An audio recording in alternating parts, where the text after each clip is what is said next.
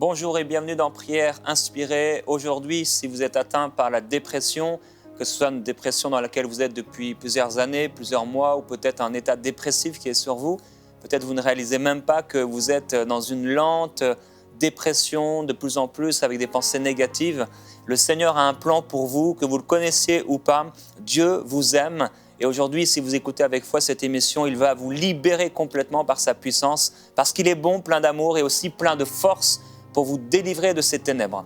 Aujourd'hui, j'ai encore la grâce de recevoir l'apôtre Marcel avec nous. On est heureux de t'avoir avec nous aujourd'hui encore. Merci, pasteur Jérémy, avec joie d'être à cette émission. Je sais qu'il y a de bonnes choses. Dieu va agir pour pouvoir manifester sa puissance dans votre vie. Amen.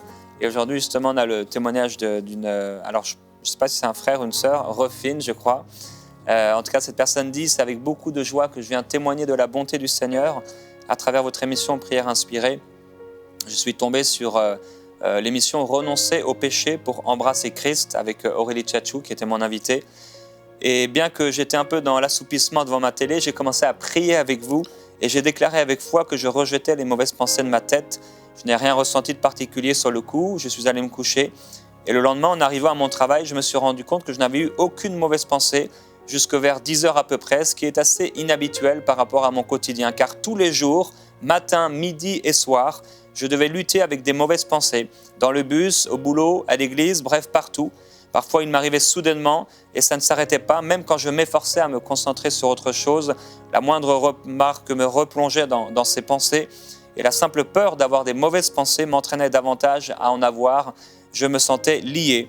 Mais gloire à Dieu, ce matin-là, j'ai senti un grand calme, une force au-dedans de moi.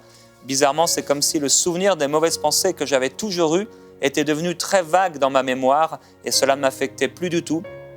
Je ressentais aussi la capacité de choisir ce que je voulais penser. Ça, c'est la liberté. C'est un sentiment très agréable que je n'avais pas ressenti depuis longtemps et je bénis vraiment Dieu pour cette délivrance, votre vie et le ministère qu'il vous a donné, pour MCI TV, les témoignages qui abondent. Pour la gloire de Dieu, on est reconnaissant au Seigneur pour ce qu'il a fait dans votre vie. Mais on déclare que ce n'était pas seulement pour un matin ou ce n'était pas seulement pour une semaine ou pour un mois, mais c'est votre partage, c'est votre héritage en Jésus-Christ d'avoir des pensées qui sont libres. Et si vous avez ce genre de pensée, que vous connaissez le Seigneur ou pas, comme je l'ai partagé, si vous êtes comme Naomi ou Noémie qui était là et qui a dit « Ne m'appelez plus Noémie », qui veut dire tendresse, mais appelez-moi Mara, qui veut dire « Je suis dans l'amertume, je suis une personne amère, aigrie ». Si dans votre cœur, vous êtes sous la dépression, sous cette dépression et que vous n'arrivez pas à vous en sortir, dans des oppressions qui sont là et qui vous amènent à dormir constamment, à rester constamment dans une pensée négative, le Seigneur va vous libérer aujourd'hui et je vous invite à écouter dès maintenant notre ami l'apôtre Marcel. Ah là là là, c'est un sujet très sensible et beaucoup plus souvent un peu secret. Parce que beaucoup d'entre nous, de milieu des chrétiens, des bien-aimés, sans niveau de statut, sans une position quelconque, beaucoup vivent des choses terribles, difficiles. Et lorsqu'on voit Matthieu chapitre 11, le verset 28, il dit « Venez à moi, vous tous qui êtes fatigués et chargés, je vous donnerai du repos. » Vous voyez, c'est un sujet, on prend ce verset souvent un peu pour les nouveaux convertis ou les gens qui ne connaissent pas Dieu, mais ça va plus loin que ça. Vous tous qui êtes fatigués. Vous savez, dans la vie, on finit par saturer, pour beaucoup de raisons d'ailleurs. On finit par saturer de tout, saturé de la vie, saturé de son entourage, saturé de ce qu'on fait, excédé par moments des mêmes choses et être par moments même submergé, envahi. Et on devient facilement irritable, désagréable, un peu nerveux, agressif. Et à un moment donné, c'est pas parce que ça se passe une fois que c'est un problème de dépression, mais c'est le fait que ça devient à un moment donné un phénomène habituel, ça devient carrément quelque chose de répété, quelque chose de continuel, quelque chose qu'on n'arrive plus à s'en défaire, quelque chose qui devient un environnement même pour lequel on s'habitue. vous voyez. Et ça crée une sorte de trouble, ça crée une sorte de malaise, voire de doute, de peur surtout. Vous voyez, la peur, on commence à se poser des questions sur l'avenir. On n'a plus, les projets sont éteints. Vous voyez, on parlait de vie dévastée. Et en fait, là, c'est pas parce qu'on a perdu quelque chose. Là, au contraire, on peut avoir même des choses. On peut avoir un travail, mais on est mal à l'aise. On peut avoir même une bonne santé physique, mais en fait, c'est son âme qui est troublée. On peut avoir du travail, mais on n'a plus la force pour travailler. On peut avoir des finances, mais ça ne dit plus rien, en fait. On peut avoir même la famille. Vous voyez, on peut avoir des proches qui sont avec nous, qui nous aiment. Mais l'amour, on ne le reçoit pas. Vous voyez, c'est ça qui est un peu le complexe, un peu la situation. Et c'est pour ça qu'être fatigué, c'est pas fatigué parce qu'on a la sueur, mais fatigué parce que l'âme est blessée, l'âme est troublée. Et notre cœur n'a plus de... Comme Jésus dit, soyez en paix, que votre cœur ne se trouble point. Vous voyez, et aujourd'hui, quand on parle de cette dépression, ça parle dans le mot dépression, il y a la pression. Voilà. Donc, avant de déprimer, c'est d'abord la pression. Et cette pression est une réalité. Si on ne fait pas attention, l'accumulation de pression finit par créer une sorte de poids. Parce que quand on dit charger, c'est un élément qui finit par faire, en d'autres mots, charger et surcharge. Voilà. Donc, lorsqu'il y a une pression, voilà, pression dans le travail, c'est difficile. Mais après, demain, on a pression dans sa famille. Ça devient difficile. Et à un moment donné, pression dans sa relation de couple ou avec ses enfants. Ça devient compliqué. Mais pression avec ses collègues, avec son supérieur. Ça devient difficile. Pression financière, ça devient lourd. Pression administrative, pression dans les impôts, dans ses charges, pression dans ses dettes. Et pression, vous voyez, les pressions s'accumulent. C'est comme ça que ça se passe. Et à un moment donné, ça fait trop.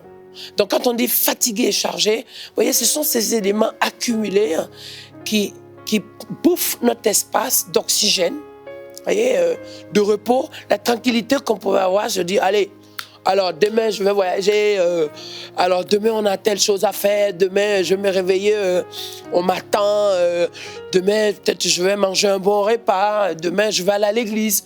Mais vous voyez, cette joie, vous voyez, ce déclic de se dire, demain je vais organiser ce qu'on qu'on préconise ou qu'on prévoit, qu'on planifie. Vous voyez, lorsque on est dans l'oppression, on n'arrive plus à planifier. On n'arrive plus à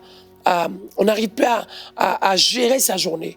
On n'arrive plus à... Même les pensées commencent à circuler en envers. Vous voyez, on se dit, je vais me lever le matin, j'ai telle chose à faire. À midi, j'ai telle autre, peut-être avec un repas, rencontrer telle personne. L'après-midi, fin de journée, le soir, vous voyez, on planifie sa journée. Mais quand on est dans l'oppression, la journée, elle est longue. 1 heure, c'est long.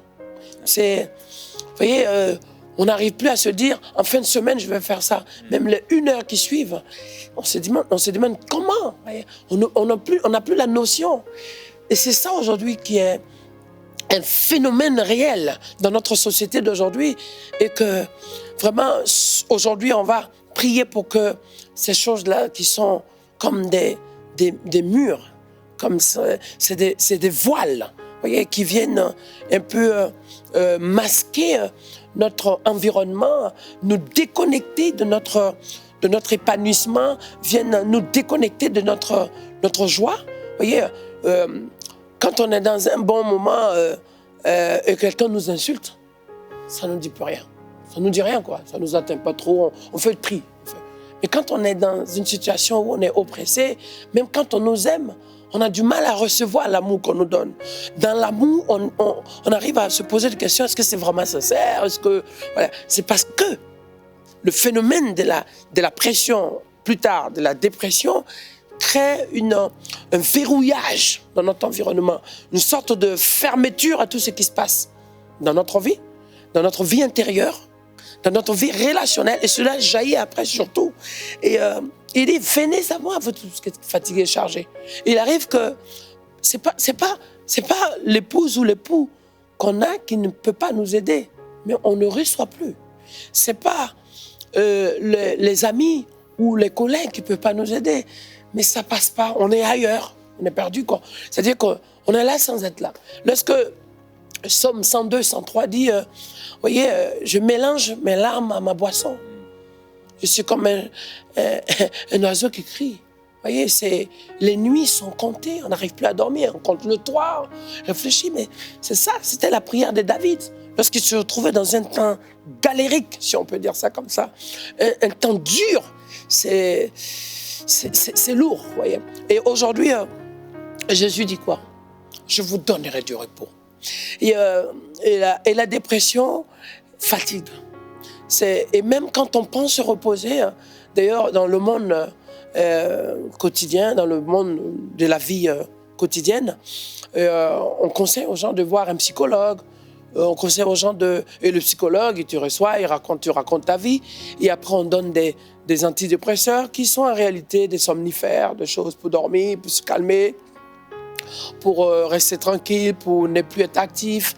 Mais nous sommes des enfants de Dieu. Mais ces choses-là, vous voyez, un calmant ne règle pas un problème dans ton âme. Le calmant, oui, ça t'apaise, mais ça ne règle pas un problème. Je n'ai pas dit de ne pas le faire. Je pense que les médecins sont là pour ça. Mais moi, je suis un homme de Dieu. Quand je vois que Jésus, il dit, mon joug est léger. Parce que quelque part, une dépression, ce sont des voire de grosses micro-pressions, grosses pressions, qui finissent par s'accumuler, créent une grosse pression. Et un sujet simple devient un gros sujet. Vous voyez, et quelque chose de rien du tout s'amplifie. Vous voyez, et c'est pour ça que Jésus dit, portez mon joug. Le joug du Seigneur, le terme joug, par définition, est comme un poids. Mais le joug de Christ n'est pas un poids. Le joug de Christ, c'est une médaille. Le joug de Christ, c'est une gloire.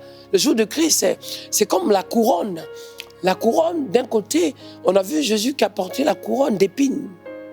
Mais on va se dire, oui, l'épine, naturellement, ce n'est pas une couronne. Mais Jésus a transformé la couronne d'épines douloureuse en couronne de gloire.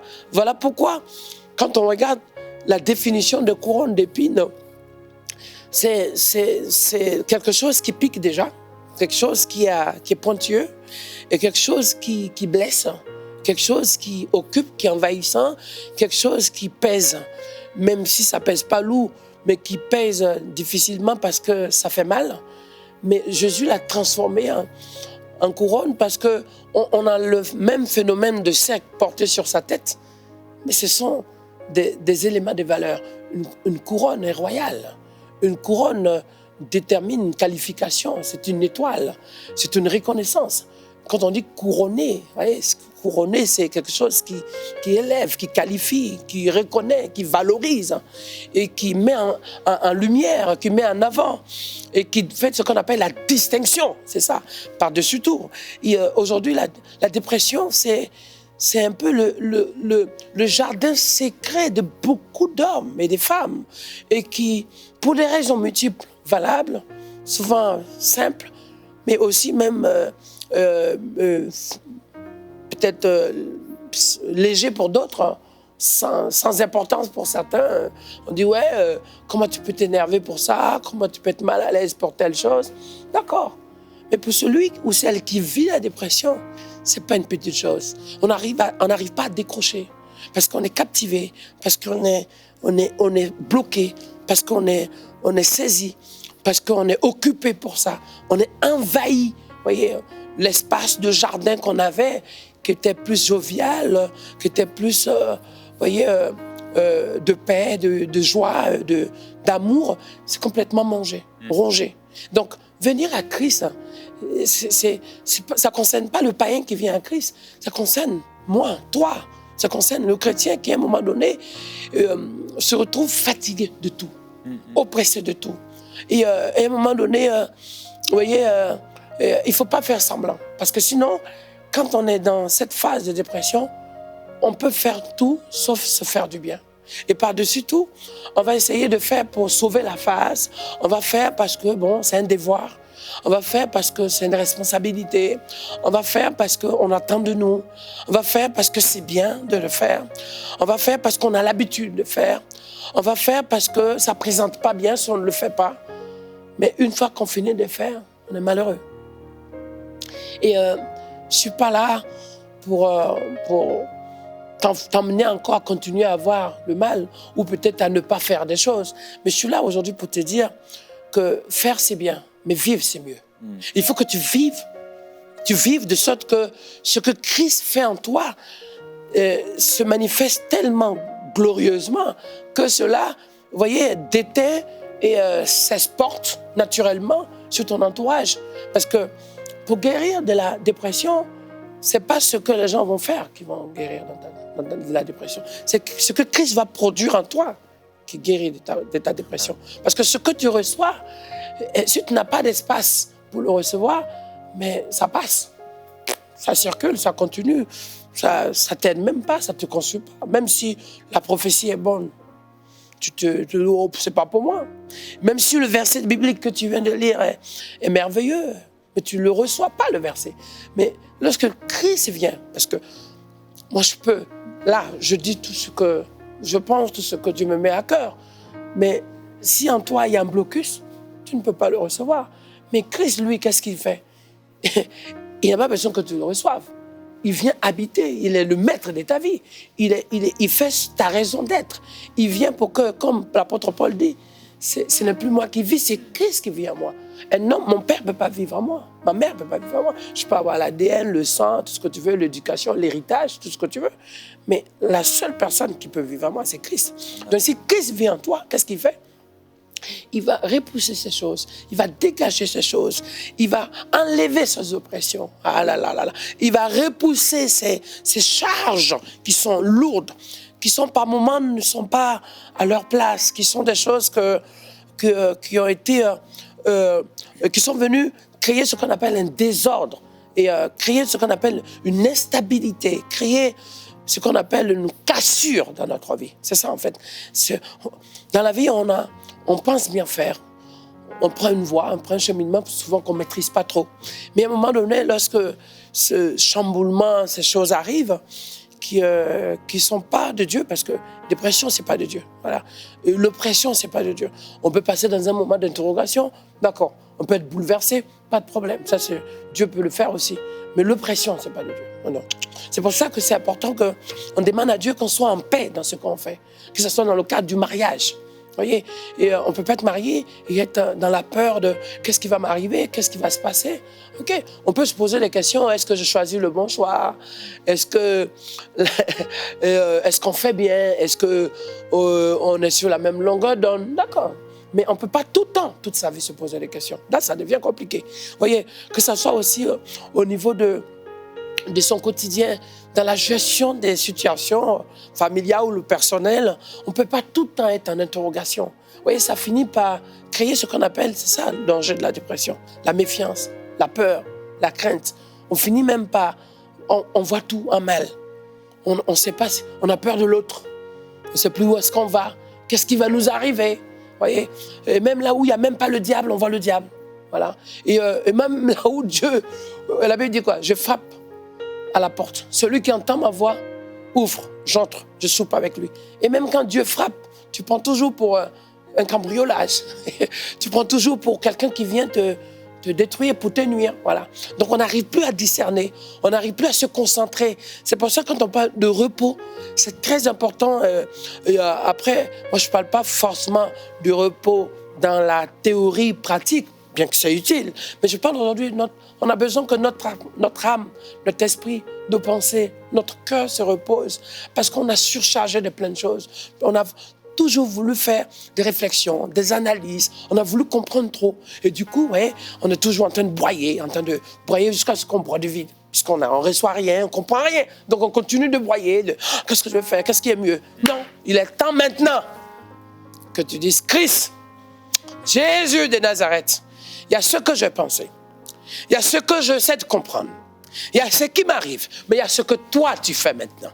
Il y a ce que toi tu opères à moi. Seigneur, opère l'action de Dieu. Oh là là. Alléluia. Installe ton repos dans ma vie. Alléluia. Installe ta joie dans ma vie. La Bible dit que le royaume de Dieu n'est pas le manger ni le boire, n'est pas seulement le manger ni le boire, mais la joie, la paix, la justice. La justice, ce n'est pas la condamnation. La justice, c'est ce qui est vrai, ce qui est honorable, ce qui est juste, ce qui plaît à Dieu, ce qui est agréable à Dieu, ce qui glorifie le Seigneur, ce qui édifie, ce qui apporte. Voilà, je prie que cette joie de Dieu émane ta vie. Je prie que tu retrouves, que tu sois un contagieux, mais de la joie, contagieux de la paix. Quand tu arrives quelque part, les gens sont tristes. Ouais. Tu arrives quelque part, les gens sont en train de se poser des questions, ils sont dans la peur, mais tu communiques l'assurance, la tranquillité, la sérénité. Vous voyez, ce sont les éléments, ce sont les signes. Vous voyez, ce sont les clés pour pouvoir sortir la dépression. C'est à un moment donné faire le choix de dire maintenant, je broyais du vide, c'est vrai. Je me suis posé des questions, c'est vrai. Je me suis enfermé dans mon monde, c'est vrai. Mais maintenant, il est temps, Seigneur. Christ entre. Et quand Christ entre, accepte qu'il rentre avec ce qu'il a. Accepte ce qu'il rentre avec ce qu'il est. Accepte qu'il rentre avec, dans le but, pas de continuer ce que tu vivais, mais de continuer ce qu'il veut construire, ce qu'il veut bâtir, ce qu'il veut te donner. Parce que Christ ne vient pas dans notre vie pour juste décorer. Christ vient pour nous donner de la couleur. Christ vient pour nous donner la couleur de paix, la couleur de joie. Christ vient pour nous donner de l'épanouissement. Christ vient pour nous donner de la force. Christ vient pour nous donner de la capacité, de la réjouissance. Christ vient pour nous donner, de nous relever. Parce que la dépression met par terre. Et la dépression casse. Mais Christ construit, il rebâtit. Vous voyez, tu étais en train de t'écrouler et Christ vient te porter par la main. Il te met debout pour que tu fasses la course, le combat, le bon combat. Alléluia. Et en fait, le bon combat, parce que ce n'est pas toi qui combats, c'est Christ. C'est pour ça qu'on appelle bon combat. Pas bon combat parce que tu sais combattre, mais bon combat parce que tu te lèves, tu lèves la bannière. Christ combat pour toi. Et toi, tu proclames, tu loues, tu chantes, tu élèves le nom de l'Éternel.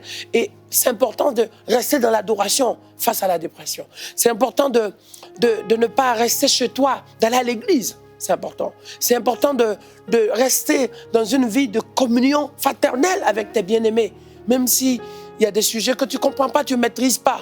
Mais tu peux être une bénédiction pour ces personnes ou toi-même, tu peux aussi recevoir une bénédiction au travers d'une personne. Et tout ça, c'est important parce que la dépression isole. Mais quand tu guéris de ça, tu as envie de vivre, tu as envie d'être avec les autres, tu as envie de partager, tu as quelque chose à donner. C'est comme si tu fais un meilleur plat, un joli plat, ou tu as quelque chose de bon chez toi, tu as envie de le partager, tu as envie de communiquer, tu as envie de donner le meilleur de toi. Ouais. Ce que tu as de meilleur, tu ne le gardes pas pour toi. C'est comme un arbre qui porte du bon fruit, mais à un moment donné, quand le fruit mûrit, il ne le garde pas, il le porte, d'accord, mais à un moment donné, le fruit qui est mûr, il le lâche pour que celui qui passe le prend, le mange, ou celui qui l'a planté se réjouit. Alors, mais c'est comme ça. Lorsqu'on sort de la dépression, vous voyez, la première des choses qu'on a envie de faire, on a envie de se rendre utile. Amen. Alléluia. On a envie de crier de louanges, exalter le nom de l'Éternel. Et c'est pour ça que j'aimerais prendre ce temps pour prier pour toi. Prendre ce temps pour demander la puissance du Saint-Esprit. Amen. Que ce que tu as traversé, ce que tu as subi, ce que tu as vécu, ce que tu as connu, ce qui a assombri ta vie, ce qui a méprisé ta vie, ce qui a persécuté, ce qui t'a fait que tu t'es renfermé sur toi, l'humiliation que tu as vécue, le rejet que tu as vécu, l'agression que tu as vécue, le manque de respect que tu as vécu, toute la souffrance que tu as accumulée, mais c'est ça, tout le négatif, ce qu'on a dit que tu ne pourrais jamais faire, parce qu'on n'a jamais eu confiance en toi. Parce qu'on ne t'a jamais cru, parce qu'on ne t'a jamais accepté, parce qu'on ne t'a jamais considéré, parce qu'on ne t'a jamais respecté, parce qu'on ne t'a jamais approuvé, parce qu'on n'a jamais compté sur toi, parce qu'on n'a jamais attendu rien de bon de toi. Mais de Bethléem, Jésus est né. Qu'est-ce qui peut sortir de bon de Bethléem? Qu'est-ce qui peut sortir de bon de la sœur? Je vais te dire maintenant, au nom de Jésus de Nazareth. Oui, Christ agit maintenant. Christ touche maintenant. La réparation de Dieu se fait au fond de toi. Dieu est en train de s'occuper de toi. Dieu est en train de restaurer ton âme. Dieu est en train de guérir ta vie. Dieu est en train d'impacter ta vie. Dieu est en train de te relever. Parce que dans ces ruines, tu as couru partout. Dans ces ruines, tu as aidé les autres. Dans ces ruines, tu as toujours trouvé la solution pour autrui. Tu as toujours cherché comment soutenir les autres. Mais Dieu te dit maintenant, alléluia, il a vu tes luttes. Il a vu le désastre. Il a vu l'oppression. Il a vu ce qui a chassé ton âme. Ce qui a poursuivi ta vie. Ce qui a été en permanence, s'est dressé en permanence. Ce qui s'est levé en permanence sur toi et contre toi sans cesse. Pour que maintenant, ces choses s'arrêtent. Ces choses freinent. Ces choses soient changées. Ces choses soient nettoyées. Ces choses soient purifiées. Ces choses soient modifiées. Parce que l'ordre de Dieu, maintenant, dans la puissance du Saint-Esprit, je demande le Dieu de gloire.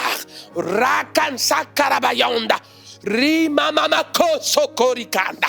Bikamama uraya. Maintenant, Saint-Esprit, maintenant mon Dieu, alléluia, mon Dieu opère, mon Dieu agit pour toi, mon Dieu vient devant toi, mon Dieu envoie sa puissance sur toi, mon Dieu, l'Éternel, le roi des rois, le Seigneur des seigneurs, le Dieu puissant, il est ton Père pour te donner l'amour de Père, alléluia, il s'appelle Père éternel, il est le conseiller pour te souffler les bonnes paroles, pour te souffler le message qu'il te faut, pour t'inspirer ce qu'il faut que tu fasses, pour te donner la révélation de là où tu dois aller, de quelle manière tu dois faire les choses.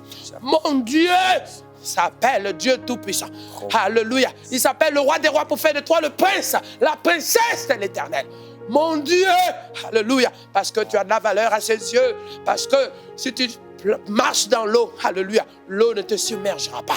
Si tu marches, passe par le feu qui est en train de te brûler, le feu ne va plus te brûler, parce que ton Dieu dit, tu as du prix à mes yeux. L'eau, la vague, les montagnes autour de toi, la vague qui s'est levée devant toi, elle ne va pas t'avaler. Ces vagues ne vont pas t'avaler. Ces vagues ne vont pas t'atteindre. Ces vagues ne vont pas t'emporter. Parce que ce matin, au nom de Jésus, cet après-midi pour toi, en fonction de l'horaire là où tu es, Dieu te touche. Au nom de Jésus de Nazareth, reçois la puissance de Dieu pour toi et ta famille. Reçois le toucher de Dieu.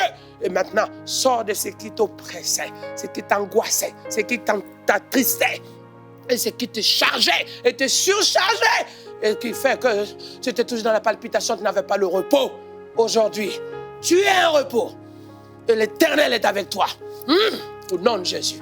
Alléluia. Le Alléluia. Seigneur vous libère de ses oppressions spirituelles. Alléluia. Maintenant, crois seulement et tu Alléluia. verras la gloire de Dieu. Alléluia. Vous allez vous réveiller complètement libre au nom de Jésus-Christ.